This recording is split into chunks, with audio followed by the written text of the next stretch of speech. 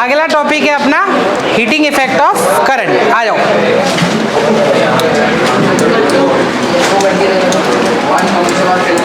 Heating effect of current.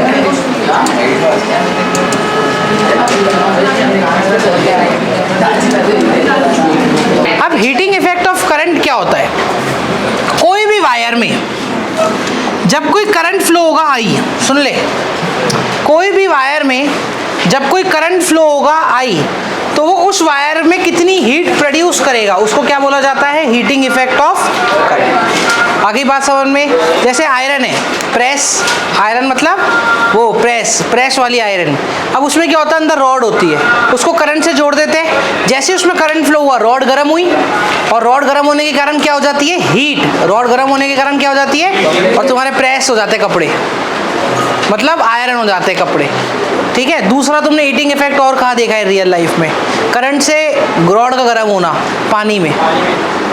एक तो तुमने वो बकायदा देसी रॉड ही देखी है, उसमें हाथ डालते ही मजा आ जाता है जिंदगी में। दूसरा गीजर, और इसके बाद अभी सर्दियों में हीटर। हीटर भी अगर तुम देखोगे तो उसमें क्या होता है? एक रॉड होती है, जैसे उसमें करंट बहा, रॉड गर्म होना स्टार्ट और हीट चालू। ठीक है। तो किसी भी करंट के फ्लो करने से कितनी हीट का जनरेशन हो रहा है? क्या? किसी भी करंट के फ्लो होने से कितनी हीट का जनरेट हो रहा है, इसको क्या बोला जाएगा? Heating effect of current. इसका एक नाम और है, देखो, इसका एक नाम और है, जूल्स हीटिंग। इसका एक और नाम क्या है? Joules heating. इंडक्टर अलग है। ठीक है। हाँ, इंडक्टर है कुछ इस तरीके का, इसमें भी करंट फ्लो होता है ना। इंडक्टर ज़्यादातर एक इंस्ट्रूमेंट है उसका, ठीक है, इसमें हीट से कुछ लेना देना नहीं है। अब Joule's heating, heating effect of current, इसको जूल्स हीटिंग भी बोला जाता है। अब इसकी डेफिनेशन क्या लिखोगे? लिखो, when a current is flowing in wire, या when a current flow in a wire, when a current flow in a wire. तो जब भी कोई वायर के अंदर बच्चे करंट फ्लो होगा तो वो क्या प्रोड्यूस करेगा? हीट। वो क्या प्रोड्यूस करेगा? Heat. It will produce heat in wire, it will produce heat in the wire.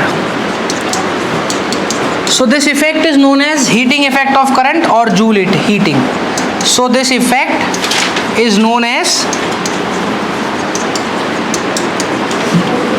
heating effect of current.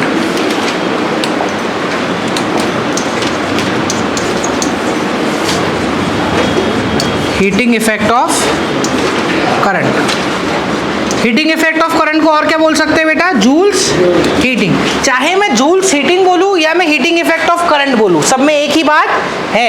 Writing समझ आ रही है? When a current flow in a wire it produce heat in a wire, so this effect is known as heating effect of current. This effect is known as heating effect of current. आया समझ में?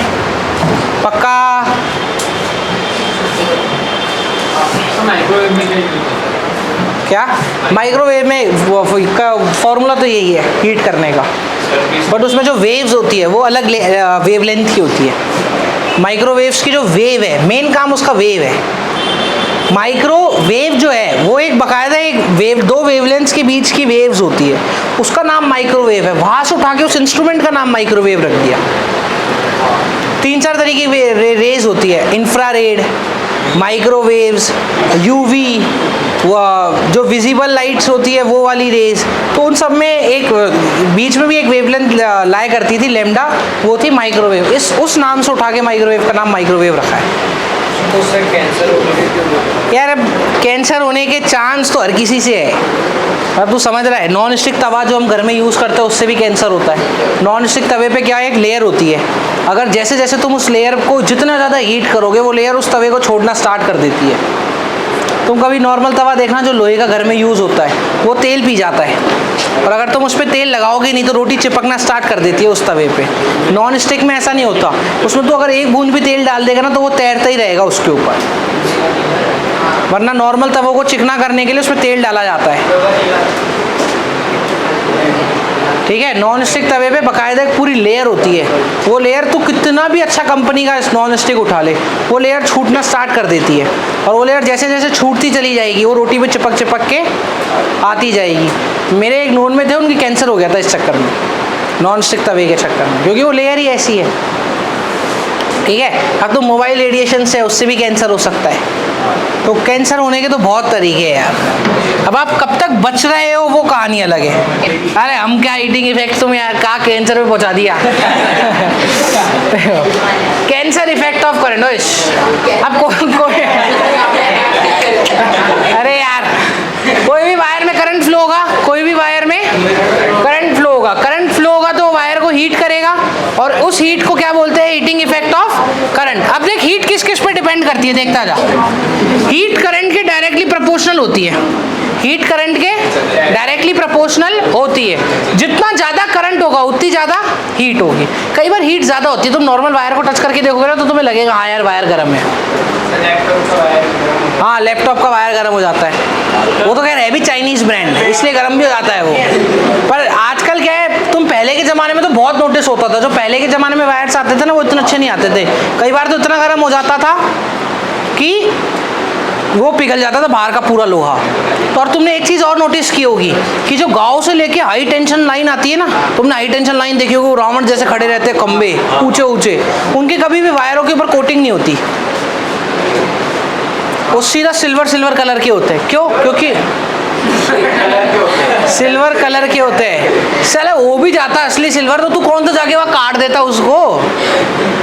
तेरी height और tower इतना बड़ा, तू इतना सा है, फिर भी उसमें पता है इतना तेज करंट है ना, तो उसके पास जाएगा ना चढ़ जाएगा उसके जाके, समझ रहे हैं। कभी उनमें इतना तेज करंट हो जाता है कि अगर आसपास कोई आदमी खड़ा है ना, पूरा का पूरा आदमी उठा के खींच ले वो 200 मीटर तक का, इतना तेज करंट दौड़ता है उनमें। Current carrying wire magnetic field के जैसे। अबे 200 मीटर दूरी तक अंग्रेज, 200 मीटर का आदमी 200 मीटर समझता साले, 1 मीटर में 3 फुट होता है, 200 मीटर नहीं 600 फुटी आदमी, 6 फुट का भी 100 गुना, 1 मीटर में भी 3 भी नहीं डाला, 3.13 या 3.5 ऐसे फुट होता है। ए यार तुम यहाँ बकवास कराते हो यार। हाँ, मैं क्या समझा रहा था, हीटिंग इफेक्ट ऑफ करंट में समझा रहा था। वो जो तुमने वायर देखी है, इतना तेज करंट जाता है कि अगर उन वायर पे तुम रबड़ लगा दो तो वायर से रबड़ पिघल जाएगा। अबे तुम्हारे घर में इतना तेज करंट नहीं आता। पुराने ज़मानों के तुम वायर देखोगे तो वो पहले अलग तरीके के आते थे, अब तो वायर की टेक्नोलॉजी बहुत अच्छी हो गई, बहुत ही अच्छी। अब तो तुम पैसे दे रहे हो तो तुम्हें इतना फील नहीं होगा, पहले के ज़माने में हो जाते थे गर्म। और आज भी तुम वो देखोगे ना, कई बार वो ऐसे 2 तार आते हैं, वो ऐसे गूंथ की चोटी बने हुए, और लाल और हरे कलर के हैं। हाँ, इस तरीके के 2 तार, ये हो जाते गर्म, ये हो जाते गर्म। अरे वो नॉर्मल 2 तार आते हैं ना, वही तो तार है, वो हो जाते हैं गर्म। प्रेस का तार भी गर्म हो जाता है। हाँ नहीं, अभी वो करा दूंगा मैं, तेरे को क्यों चिंता कर रहा है, ठीक है। और हीटिंग इफेक्ट ऑफ करंट से एक चीज़ और बनाई जाती थी। पहले के ज़माने में घर में होते थे फ्यूज़, अभी के ज़माने में वो रिप्लेस हो गए एमसीबी से, अब तो एमसीबी होने लग गई। पहले के ज़माने में होते थे फ्यूज़। अब फ्यूज़ क्या काम करते थे, फ्यूज़ को लगा दिया घर में, साला मैक्सिमम करंट चाहिए। एक आयरन है तुम्हारी जो वो आती है स्त्री, हाँ प्रेस नहीं प्रेस,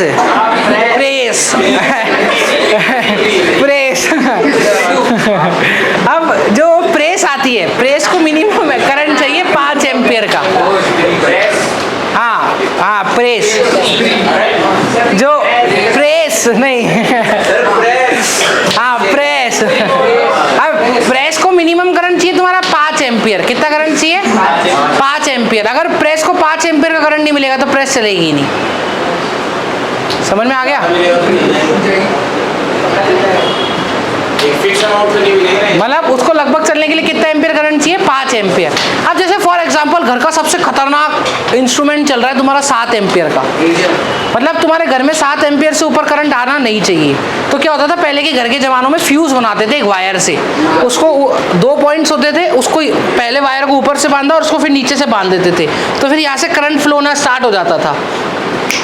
अब क्या होता था, वायर की प्रॉपर्टी होती थी, सपोज ज़्यादा करंट फ्लो होगा तो ज़्यादा हीट होगी, तो कई बार वायर पिघल जाता था ज़्यादा करंट आने से, क्योंकि उसको पता है इतने करंट की हीट तो मैं झेल लूँगा, मेरी प्रॉपर्टी है।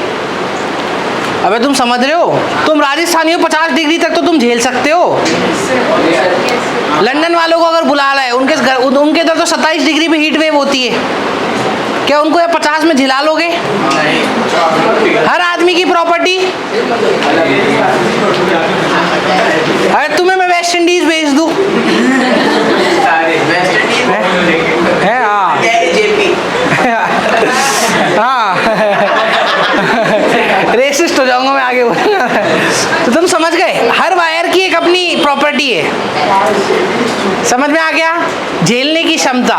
अच्छा, इसको बोलते थे फ्यूज, इसको क्या बोलते थे? घर में लाइट चले गई, बाहर का फ्यूज उड़ गया।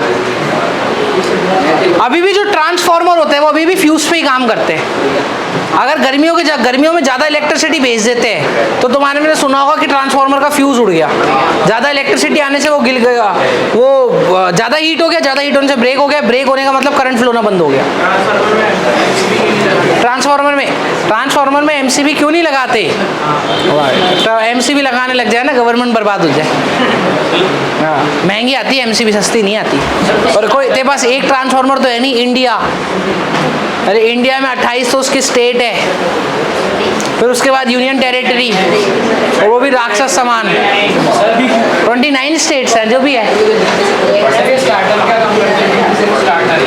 स्टार्टर जो होते हैं ट्यूबलाइट के अंदर, उनका काम तो स्पार्क देना होता है, कि वो एक स्पार्क दे देते हैं। स्टार्टर भी पुरानी ट्यूबलाइट के अंदर हुआ करते थे। पुरानी ट्यूबलाइट किसकी बनी होती थी? नियॉन गैस औरों की। तो उसके अंदर इलेक्ट्रॉन को एक्साइट होने के लिए चाहिए एनर्जी। अरे पुराने ज़माने में तुमने स्टार्टर देखा होगा ना, थोड़ा सा वो खराब हो जाती थी, स्टार्टर घुमा नहीं देखा। अब तो एलईडी आ गई, अब तो ये खराब हो गई मतलब खराब, नहीं लाओ नहीं बदलो। पहले के ज़माने में ऐसा नहीं होता था, लाइट खराब हो गई, 100 रुपये का डंडा आता था, डंडा बदलो सब चालू, और ज़्यादा स्टार्टर खराब होता था। स्टार्टर स्पार्क देने का काम करता था। अरे आ जाओ यार, हीट एक तो किसके डायरेक्टली प्रोपोर्शनल होती है? ओए, हीट किसके प्रोपोर्शनल होती है? करंट के स्क्वायर के साथ, ठीक है। दूसरी हीट प्रोपोर्शनल होगी रेजिस्टेंस की, जितनी ज़्यादा रेजिस्टेंस उतना ज़्यादा हीट, क्योंकि रेजिस्टेंस किसको रोकने के लिए मजबूर करेगी? करंट को। रेजिस्टेंस किसको रोकने में मजबूर करेगी? करंट को। जितना ज़्यादा करंट रुकेगा उतनी ज़्यादा हीट होगी, और टाइम पे भी डिपेंड करती है हीट। जब मैं तीनों को कंबाइन करूंगा तो मेरा फॉर्मूला बनेगा I²RT। कंबाइन करने का मतलब तीनों को क्या कर दिया? मल्टीप्लाई। प्रोपोर्शनलिटी का साइन हटा के लगाऊंगा इक्वल्स टू, क्या बन गया? I²R × T, और जो कांस्टेंट आया, कांस्टेंट की वैल्यू होगी 1, तो तेरा फॉर्मूला क्या बन गया? I²RT। अरे आया, अरे आना तो बोलो। जूम करूं? ये लो जूम। अरे आया, हाँ हाँ देखो भाई देखो, आया। टाइम सेकंड में आया। अरे नहीं आया क्या?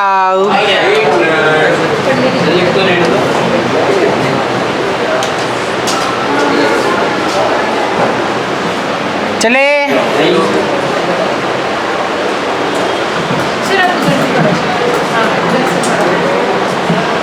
रेगुलेटर क्या करते हैं? क्या रेगुलेटर क्या काम करते हैं? वो तो स्पीड बढ़ाने, तेज कम करने का। उसमें भी रेजिस्टेंस चलाओ। हीट का फॉर्मूला समझ में आ गया? I²RT। अब इसमें एक चीज लिखना, ध्यान से सुनो। हीट की जो SI यूनिट है, ओए देख, देखो शानदार बात बताऊंगा, इधर देख। हीट की SI यूनिट किसके बराबर होती है? जूल के। हीट की SI यूनिट किसके बराबर आती है? जूल के। हीट की SI यूनिट किसके बराबर आती है? अबे तूने जूल और कहीं भी सुना होगा, बहुत जिंदगी में, कहाँ पे, 9th क्लास में, वर्क डन। इसके हीट की ऐसा यूनिट भी क्या है, जूल, वर्क की ऐसा यूनिट भी क्या है, तो हीट और वर्क सेम है। यही फॉर्मूला तेरे वर्क का भी होगा। अरे हाँ, वो तो करंट में ये फॉर्मूला हो गया उसका, आया समझ में। वर्क का फॉर्मूला भी क्या होगा, अरे आया, हाँ हाँ, यहाँ तक आगे बेटा, पक्का सोच लो।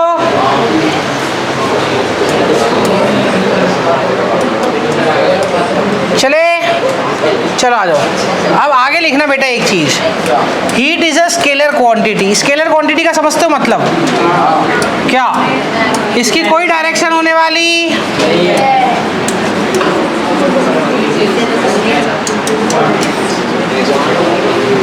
तीन सालों में हीट के ऊपर सिर्फ यही क्वेश्चन आया है 2022 में, explain heating effect of current, और तुम्हें ये पूरा लिख के आना है, एक्सप्लेन हीटिंग इफेक्ट ऑफ, और ये पूरा लिख के आना है। ये आया था तुम्हारे 3 नंबर का, 3 सालों में। इस साल आ सकता है हीटिंग इफेक्ट ऑफ करंट, इस साल आ सकता है हीटिंग इफेक्ट ऑफ करंट, पक्का।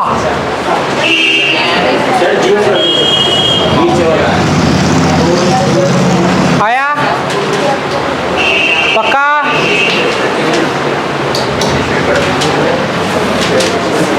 चल भाई देखो, एक दो जादू और दिखाता हूँ, आजा। देख भाई, हीट का फॉर्मूला क्या होता है, I²R इंटू, देखता जा, देख ये होता है ओम्स लॉ, पढ़ ओम्स लॉ। V बराबर क्या होता है, I को अगर मैं इधर रख दूं तो क्या लिख सकता हूँ इसको, V अपॉन R, ये लिख सकता हूँ। तो जरा I की जगह सब्स्टिट्यूशन कर, I² क्या हो जाएगा बोल, V² अपॉन R², एक R पहले से है इंटू, बोल कौन किसको मार देगा, एक R से एक R गया, फॉर्मूला क्या बन गया, V² upon R into T। ये ले, हीट का हमने दूसरा फॉर्मूला भी 1 सेकेंड में। अबे यार, आया नहीं आया, क्या इससे ये वाला फॉर्मूला आया, दोनों याद होने चाहिए सारा दिमाग से, नहीं उसमें भी आ जाएगा। देख भाई, एक शानदार फॉर्मूला और डिराइव कराता हूँ तेरे को ये वाला फॉर्मूला आया, अरे यार हाँ ना बोल यार। अब देख, क्या मैं इसको ऐसे लिख सकता हूँ, हीट बराबर, देख इधर, देख इधर, देख देख देख देख देख देख, क्या फॉर्मूला देखा था हमने हीट का, I²RT। I² को क्या मैं I इंटू आई लिख सकता हूँ, साथ में R है, साथ में क्या, इसमें तुम्हें कोई डाउट नहीं। अब जरा एक जादू देख, IR किसके बराबर होता है, ये देख, ये देख, IR किसके बराबर होता है,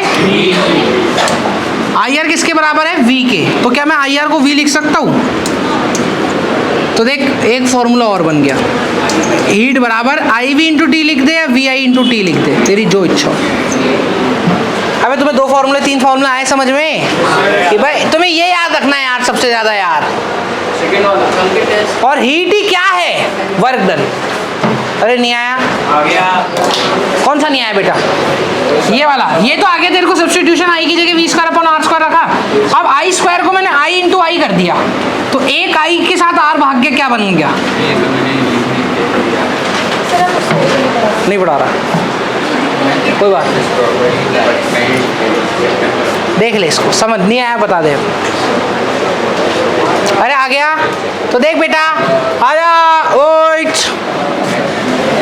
चलो आ जाओ, चले चले, लो भाई आ जाओ, बोलो हीट के 2 फॉर्मूले। पहला फॉर्मूला H बराबर I²R इंटू टी, दूसरा बोल V²R अपॉन टी, टी तो हर समय रहेगा, ले तीसरा बोल टी लगा दे, खत्म, बोल VI। अरे आया नहीं आया, पक्का आ गया।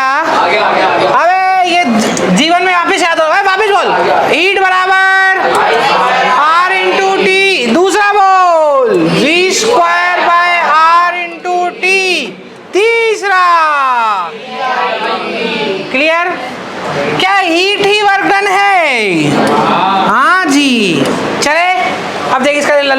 कर ले। अरे यार आ जा। 10 वोल्ट की बैटरी, 5 ओम का register, find heat in time 10 second. कैसे निकालेगा? हीट के कितने फॉर्मूले? 3। हीट के कितने फॉर्मूले? 3। कौन सा लगाना अच्छा है वो डिसाइड कर। शॉपिंग कर, शॉपिंग। कौन सी शॉपिंग में फॉर्मूला सेट बैठ रहा है? क्या क्या दे रखा है? वोल्टेज दे रखा है, वोल्टेज दे रखा है, रेजिस्टेंस कितना है? तो वोल्टेज और रेजिस्टेंस में कौन सा फॉर्मूला है? अरे नहीं आया, अरे नहीं आया। लगा हीट बराबर V स्क्वायर R अपॉन। अबे यार क्या मैं करंट वाला भी लगा सकता हूँ उसमें? चल यार एक और लगा के दिखाऊंगा। वोल्टेज कितना दे रखा है बोल? 10 का स्क्वायर। रेजिस्टेंस कितना है? 5। टाइम बोल। 10 200 अरे आया नहीं आया। बोल 10 का स्क्वायर कितना होता है? 100 अपॉन 5 इंटू 10। 5 से मार दे इसको 2 बार, 200। यूनिट बोल हीट की। अगर कोई अड़े नहीं सर मैं तो ये नहीं लगाऊंगा, तो अपन दूसरा भी लगा सकते हैं। हीट बराबर I square R into T. देख ये कैसे लगाएगा। इधर लगा दे V बराबर IR। और इधर देख बेटा V कितना है इधर? 10। करंट मुझे को पता करना है। क्यों? क्योंकि मैं कौन सा फॉर्मूला लगाना चाहता हूँ? I square R into T. R मेरा कितना दे रखा है? 5। काट दे। करंट कितने एम्पियर आ गया? अब डाल दे इधर। करंट 2 एम्पियर, 2 का स्क्वायर, रेजिस्टेंस 5 इंटू 10, टाइम 10। 2 का स्क्वायर कितना हो गया? 4 इंटू 5 इंटू 10। 5 4 कितना होता है? 20 इंटू 10 200। ले ये लगा। अब देख तीसरा फॉर्मूला भी लगा सकता है। H बराबर VI इंटू V कितना है? 10। करंट कितना निकाला? 2। टाइम कितना है? 10 इंटू 10, 10 इंटू 10, 100 इंटू 2। तो देखो जो लगाना है वो लगा। तीनों से सेम आंसर आ रहा है। तेरी जो इच्छा हो। बट मैं ये क्यों नहीं लगाऊंगा? मुझे करंट निकालने के लिए V बराबर IR लगाना पड़ेगा।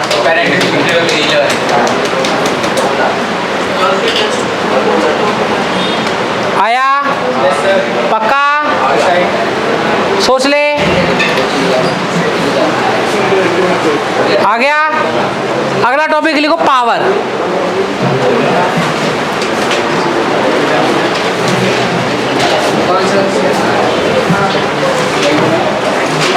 लिखो पावर।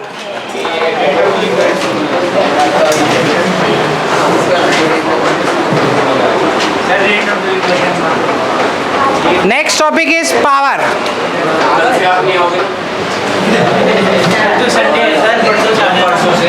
हाँ नहीं चलो लिखो power. Next topic is power. चलो हाँ भाई चलो पावर। चलो आ जाओ। Power power power power power power का फॉर्मूला सुन। पावर की डेफिनेशन सुन। Rate of work done, rate of work done is known as power. देख बेटा पावर पे खूब सवाल आते हैं और नहीं कराते टीचर इसको अच्छे से पावर। मैं आराम से 10 मिनट तुम्हारे और ज़्यादा लूँगा और उसको शानदार जितने सवाल है इसके सब करा दूंगा। लास्ट है पावर। इसके बाद तुम्हें पावर नहीं पढ़ना पड़ेगा कभी। पढ़ ले अभी, समझ ले अभी, ठीक है। Rate of work done is known as power है लल्लू से डेफिनेशन। रेट का क्या मतलब होता है? Divide by time. रेट का क्या मतलब होता है? किसकी? वर्क डन की। तो वर्क डन अपॉन टाइम किसके बराबर हो गया? पावर। बोल दिख रहा है? वर्क डन अपॉन टाइम किसके बराबर हो गया? वर्क डन के 3 फॉर्मूले अभी अभी बनाए थे कि नहीं बनाए थे? तीसरा फॉर्मूला क्या था वर्क डन का? देख ये रहा VIT, विट। हाँ विट अपॉन टी। क्या मर गया? पावर का फॉर्मूला क्या आया? VI। VI सिम लगाओ अनलिमिटेड डाटा पाओ। डाटा नहीं होता पहले डेटा होता है। डाटा नहीं होता डेटा होता है। डेटा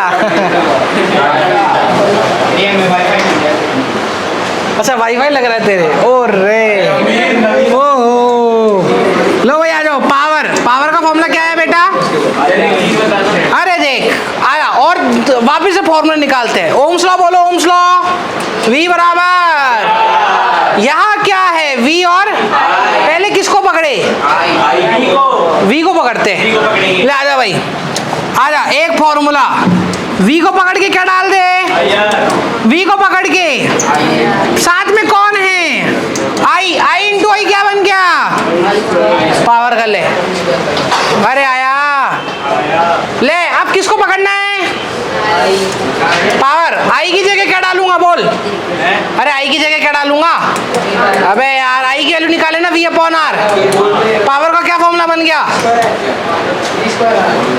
अबे नहीं आया।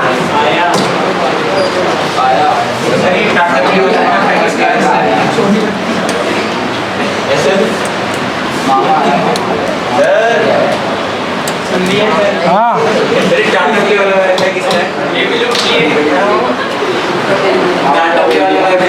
मेरा है।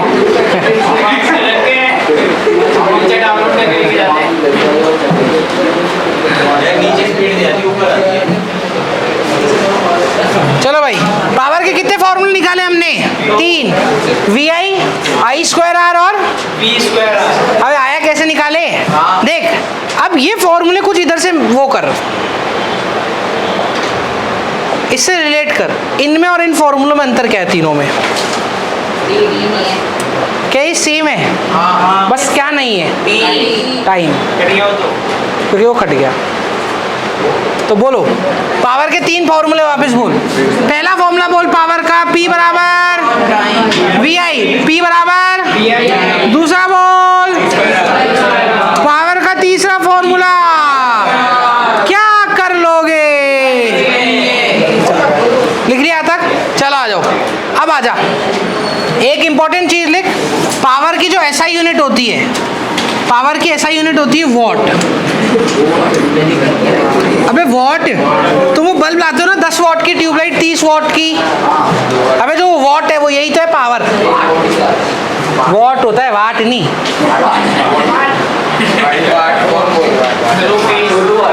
दिहाड़ी बच्चे, कौन सा निकालू पेज? ये टिपेगा अब, तो यही तो कर रखा है। ऐसा यूनिट लिख दी वॉट, पक्का? अगर देख ओए, अगर हमें वोल्टेज रेजिस्टेंस दे दिया तो हम ये वाला फॉर्मूला यूज करेंगे। करंट रेजिस्टेंस दे दिया तो, और करंट वोल्टेज दे दिया तो पावर का ये फॉर्मूला याद करेंगे। रात को 3 बजे में उठा के कोई बोल देना पावर, तीनों फॉर्मूले दिमाग में होने चाहिए। अबे यार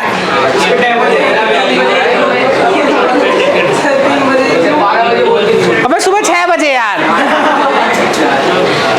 ठीक है? आगे समझ में? चलो आ जाओ, क्वेश्चन कराता हूँ तुम्हें, आ जाओ। देख भाई, एक बल्ब है,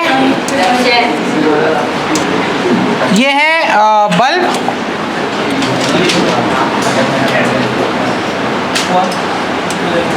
220 वोल्ट पे 110 वॉट का बल्ब है। और सुन ले यार, एक बल्ब है, कौन है? बल्ब। कितने वोल्ट पे? 220। कितने वॉट पे? वॉट की यूनिट किसकी होती है? पावर की। तुमसे पूछा रेजिस्टेंस बताओ, चलो क्या बताना है? रेजिस्टेंस। लगाओ लगाओ लगाओ, बताओ बताओ बताओ। चलो पावर में कौन सा फॉर्मूला लगाओगे? लो भाई आ जाओ, पावर के 3 फॉर्मूले, VI, I स्क्वायर R और V स्क्वायर बाय R। लगाओ, कौन सा लगाओगे? V और R दे रखे हैं हमको, लगाओ। पावर में कौन सा फॉर्मूला लगाओगे? लगाओ लगाओ लगाओ लगाओ लगाओ।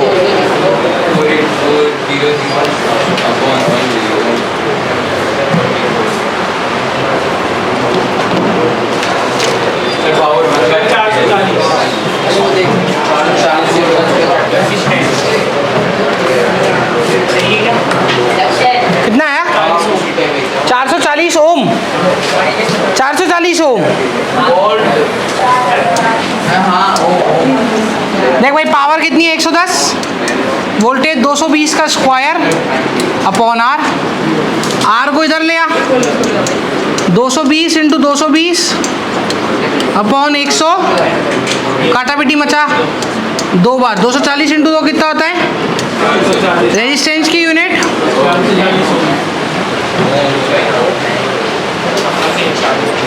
अरे आया पक्का? आ जाओ एक और क्वेश्चन देखो।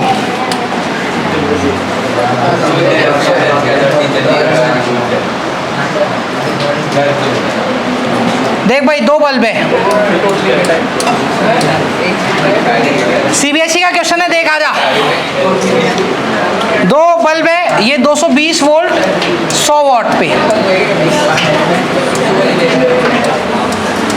दूसरा बल्ब 220 वोल्ट 60 वॉट पे। दोनों की रेजिस्टेंस बताओ कितनी है? दोनों की रेजिस्टेंस बताओ, चलो जल्दी करो, सीबीएसई का क्वेश्चन है 2024 का। चल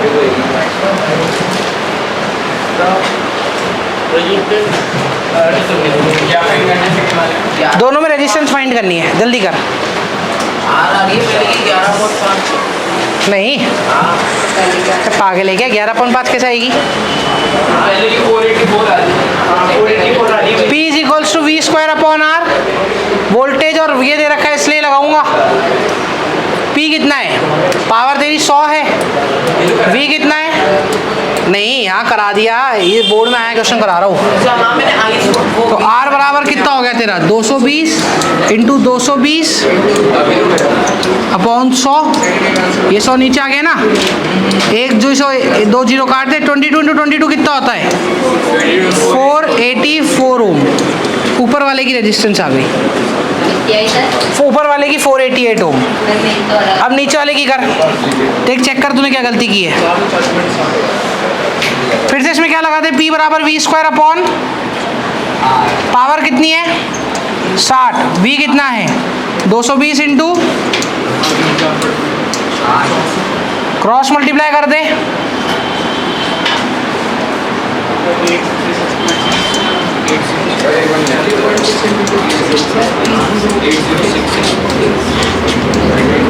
बोल सॉल्व कर। 3 11 कितना आ रहा है इसको सॉल्व करके?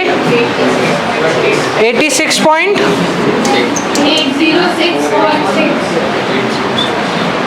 अबे एग्जैक्ट बताओ यार। 806.6 ओम। ये 2 रेजिस्टेंस आ गई, आया। अब क्या कह रहा है? अब ये कह रहा है ये जो दोनों बल्ब है इनको पैरेलल कनेक्ट कर दिया, तो पैरेलल कनेक्ट करते ही हमको बल्ब की रेजिस्टेंस तो पता चली गई। पहले बल्ब की रेजिस्टेंस क्या है? 484 ओम। दूसरे बल्ब की रेजिस्टेंस क्या है? 806.6। बोल रहा है इसको एक बैटरी से कनेक्ट कर दिया 220 वोल्ट की। करंट बताओ। अब देख क्या करेगा? आर नेट निकाल लेगा दोनों पैरेलल का। अरे 1/R1 प्लस 1/, निकाल लेगा आर नेट और क्या लगा देगा? V बराबर, V कितना है तेरा? 220। करंट तुझसे पूछा है क्या आर नेट निकाल लेगा दोनों का? पक्का? पैरेलल का आर नेट कैसे निकालते हैं? 1/484 प्लस 1/806 पॉइंट कर लेना है, ये आर नेट आ जाएगा तेरा। और ये आर नेट को कहाँ डालना है हमको? आया? कर पाओगे? पक्का? चलो एक और बोर्ड का क्वेश्चन कर, इजी है ये तो। अबे बोर्ड का सबसे टफ क्वेश्चन यही था। हाँ 2024 में आया है। और ले लेना हो तो आ जा। एक और देख, ये आ गया क्या समझ में? आ गया? ये जा, एक और देख।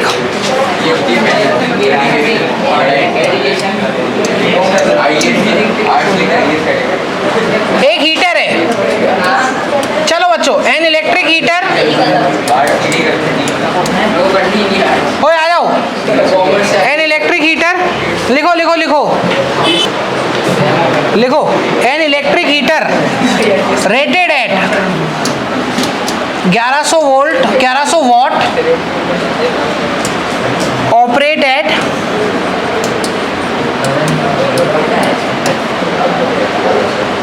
220 वोल्ट।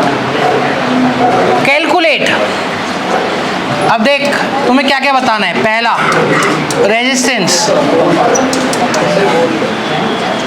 दूसरा क्या बताओगे, करंट, बस ये दो चीजें बतानी है। बताओ, चलो चलो चलो सॉल्व करो सॉल्व करो सॉल्व करो। आंसर बताओ क्या आ रहा है।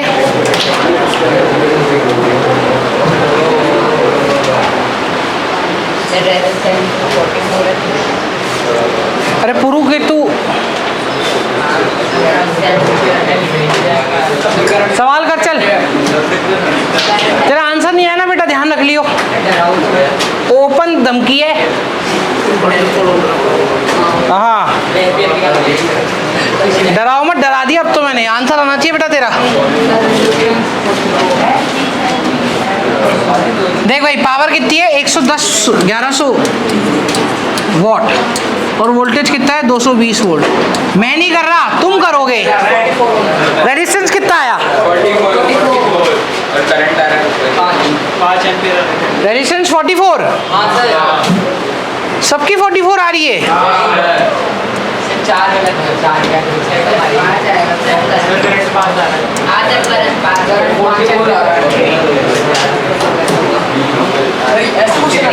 हाँ, तेरे सामने करा रहा हूँ। तो कराया था ना इससे पहले, वो अच्छा था।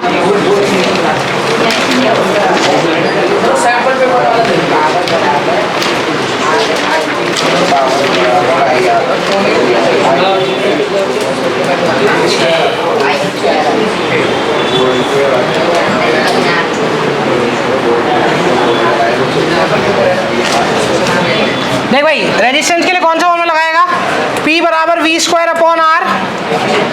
पावर कितनी है 1100, वोल्टेज कितना है 220 इंटू 220 अपॉन R। आना बोल, R को इधर मल्टीप्लाई कर दे तो 220 इंटू 220 अपॉन 1100। एक जीरो से एक जीरो मर गए, 11 से 2, 22 इंटू 2 आया। अब वो ये कैसे निकालेगा, करंट। करंट के लिए कौन सा फॉर्मूला लगाएगा, P बराबर VI। ले, V कितना है 220 इंटू I। हमारा पीटी मचा दी, और 110 बाई 22 आ गया। अब इसको किससे काट दे, 11 से। 11 10 जा, 2 जा, 2 5 जा। करंट कितने एम्पियर आ गया। क्या बेटा कर लेगा ऐसे 3 नंबर के सवाल, टफ है। एक सवाल और कर बस, IR से भी कर ले। देख अब एक शानदार सवाल और कराता हूँ। ओए आजा, लिख देगा एक चीज, लिख an electric kettle.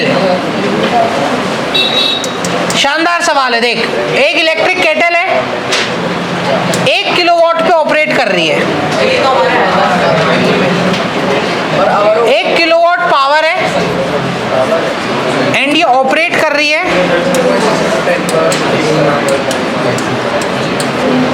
Find minimum rating of fuse. मैंने तुम्हें फ्यूज समझा दिया है ना, 1 एम्पियर, 2 एम्पियर,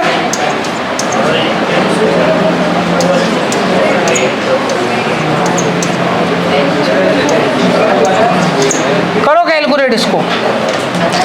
चलो भाई बताओ कौन सा ऑप्शन है इसके अंदर, मिनिमम फ्यूज कितना चाहिए। अब तू ये देख ले करंट कितना झेल सकता है। आया समझ में। हाँ भाई, क्या आंसर आया बोलो। अनीता, अनीता, बबीता, चंपा, चंपा के साथ तुम लोग, डोले, तुम किसी के साथ नहीं हो, तुम सुधर गए क्या। नहीं, ई अय्यर है मिनिमम रेटिंग ऑफ फ्यूज, मैंने तुम्हें अभी अभी बताया फ्यूज का लेना देना किससे है, करंट से। अब करंट निकाल ले, पावर कितनी है 1 किलोवाट मतलब 1000 वॉट, वोल्टेज कितना है 220 वोल्ट, P बराबर कौन सा फॉर्मूला लगाएंगे VI, P, अरे करंट चाहिए ना यार हमको, फ्यूज क्या है करंट ही तो है, ज्यादा करंट आएगा फ्यूज निपट लेगा। P बराबर VI, पावर कितने वोल्ट है 1000, V 220, करंट पता कर, 1 0 से 1 0 मर गया, I बराबर आ गया 100/22। बोल कितना आता है 100/22 कितना होता है 4.84 नहीं 4.54 एम्पियर। अब देख हमें मिनिमम करंट कितना चाहिए चलाने के लिए 4.5 का, क्या 4 का फ्यूज लगा दूंगा तो इतने करंट पे पिघल जाएगा, अबे पिघल जाएगा, अबे फ्यूज ही अगर 4 का रखूंगा, फ्यूज 4 के होने का क्या मतलब है कि 4 से ऊपर हुआ थोड़ा सा भी 4.00000001 भी हुआ तो वो खत्म। हमारे को कितने पे चलाना है तो थोड़ी सेफ्टी रखनी पड़ेगी, कितना लगाएंगे, इसका आंसर क्या हुआ डॉले आया।